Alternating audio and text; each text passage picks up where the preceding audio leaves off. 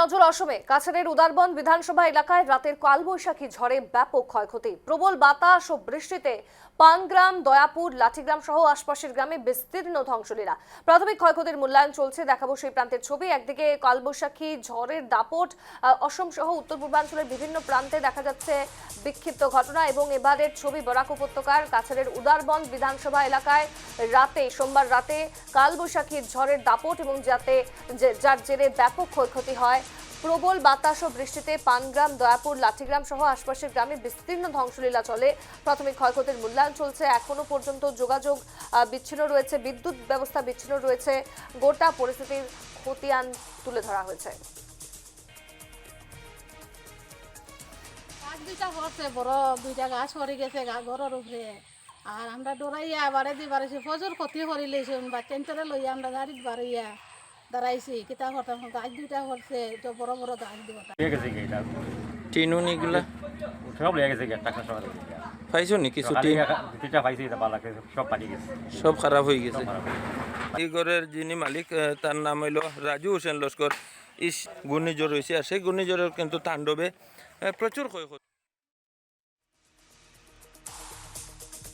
Telephone লাইনে জুড়ে গিয়েছেন আমাদের প্রতিনিধি মান্তু নাথ। মান্তু, একদিকে কালবৈশাখীর দাপট অসম সহ উত্তর পূর্বাঞ্চলের বিভিন্ন প্রান্তে, কিন্তু এর ছবি যে আমরা দেখতে পাচ্ছি কাছাড়েও কিন্তু সেই ভয়াবহ রূপ ধারণ করেছে কালবৈশাখী। কি জানতে পারছো উদারবন্দে রাতের এই ঝড়ে কতটা ক্ষতি হয়েছে, সাধারণ মানুষ কতটা আতঙ্কিত, এই মুহূর্তে পরিস্থিতি কিরকম? দেখো সোনালী, আমরা যদি দেখি বিভিন্ন প্রাকৃতিক যেটা কালবৈশাখীর জলে ব্যাপক ক্ষয়ক্ষতি ঘটে চলেছে, একের পর জায়গায় অনেক ক্ষতি করছে। এবং গতকাল উদারবন বিধানসভা সমষ্টির লাঠিগ্রাম এলাকায় যে ঘূর্ণিঝড়ের প্রভাবে কিন্তু ব্যাপক ক্ষয়ক্ষতি ঘটেছে, অত্যন্ত মানুষের বিপত্তিত হয়েছে, গাছপালি পড়েছে এবং ধরে কিন্তু অনেকের ঘর পরিস্থিতি হচ্ছে, বিদ্যুৎ বিভ্রাট পরিস্থিতি ঘটেছে। গতকাল রাত থেকে এখন পর্যন্ত উদারবন এলাকায় বিদ্যুৎ পরিষেবা সম্পূর্ণ বিঘ্ন ঘটেছে, কেননা অসংখ্য বিদ্যুতের খুঁটি ফিরে চলেছে, এক ভয়াবহ পরিস্থিতির সৃষ্টি হয়েছে। পাশাপাশি প্রশাসনের লোক মানুষের এবং বিভিন্ন বিভিন্ন গাছপালা অবস্থা, বিভিন্ন রাস্তাঘাটের